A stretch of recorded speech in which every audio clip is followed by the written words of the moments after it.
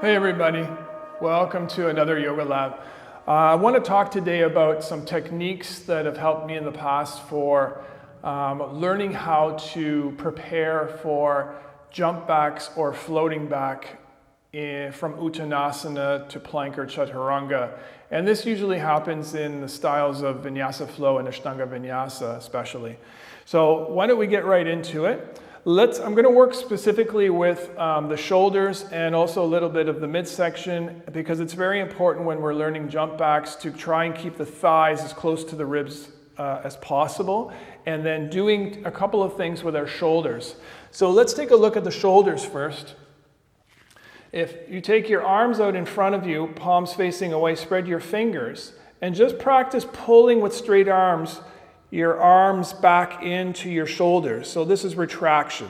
Yeah? And now we want to protract, spread the shoulder blades, so push forward like you're pushing away a wall. And just do that a couple of times. Retract, protract.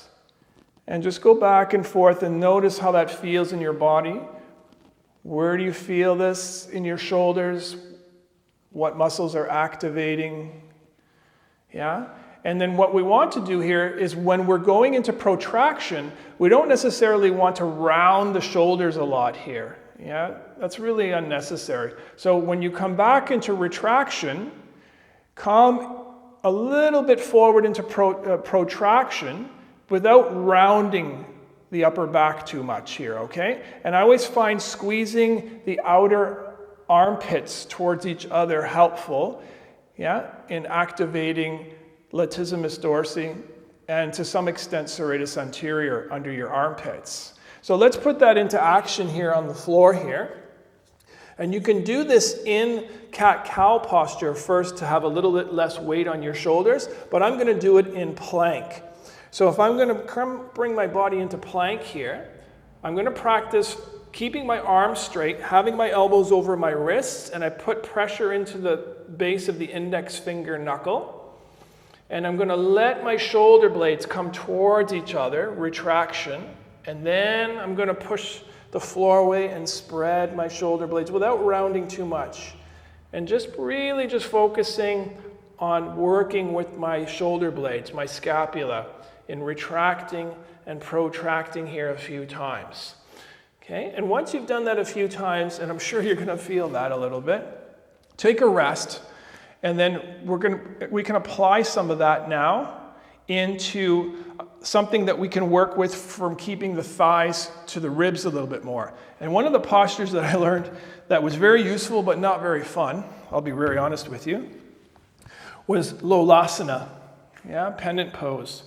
So Lolasana is not only helpful for when we're learning how to jump back or float back from Uttanasana and sound salutations, but also when you're wanting to learn seated jump backs.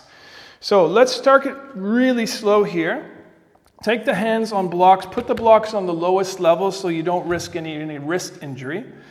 And then if you got larger hands, I always try to put my thumbs around the inside of the block and then my little finger on the outside of the block so I can still press the base of my index finger into the block. Bring the blocks under your shoulders and then have your thighs as close to your lower ribs as possible. And on each exhalation of my breath, all I'm going to do is I'm going to press into the block and try to keep my thighs close to my lower ribs and my top of the toes on the floor. And I drop my head, eyes looking straight down to the floor. Exhale and come up. And then lower, maybe knees to the floor or hovering over the floor. Exhale, come up. Straighten the arms, protract the shoulders. And then come down. And you'll do that a few times.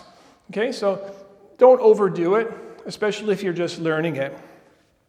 So the next step after that, if you can do that a few times and keep breathing without holding the breath, then the next step could be something that looks like this, where we're going to lift one heel towards the bum and try to keep the thighs towards the lower ribs at the same time. All right, so I get crouched down here like a little bunny rabbit, eyes looking down.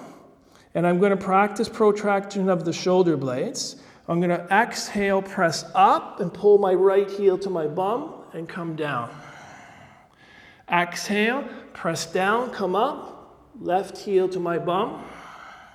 And I'll continue to do that. So as much as you can do that and keep breathing without holding the breath. Yeah?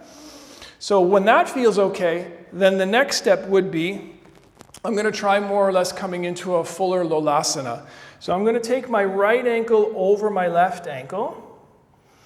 Yeah? And then I'm going to crouch down again, press my hands into the block, especially the base of the index finger.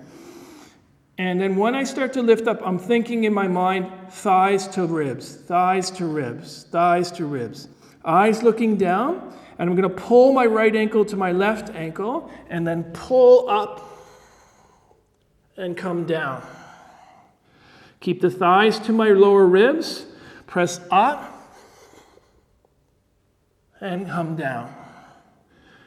Okay, so you can do that 3 times, maybe 4 times. Take a rest, come into child's pose. I would recommend lying on your back, reach your arms over your head so that you can lengthen out, what you've been working on in your hip flexors and your abdominals, and take a couple of belly breaths here. So the last thing, which is I keep the funnest one for last, is taking your legs together. You could put a block in between your thighs if you like. Yeah? If you have problems keeping your legs together. And take your fingertips on the floor down by your knees or your lower legs, depending on the proportions of your body. And then lean forward, and as you exhale and inhale here, push into the floor, straighten the arms, and focus on just lifting up and down the legs, and then put them down and fold into Paschimottanasana. Then come up again, try it again, straighten the arms, lift your sternum, bottom tips of the shoulder blades towards the heart, draw the lower abdominals in, and then lift. And bring it down and fold into Paschimottanasana. And I find this is a nice technique in giving the body a little bit of experience and this is what it's going to feel like when I practice floating or jumping back in Uttanasana. So there you have it, guys, a few things you can play with for the next little while. Take it slow and enjoy. Peace out.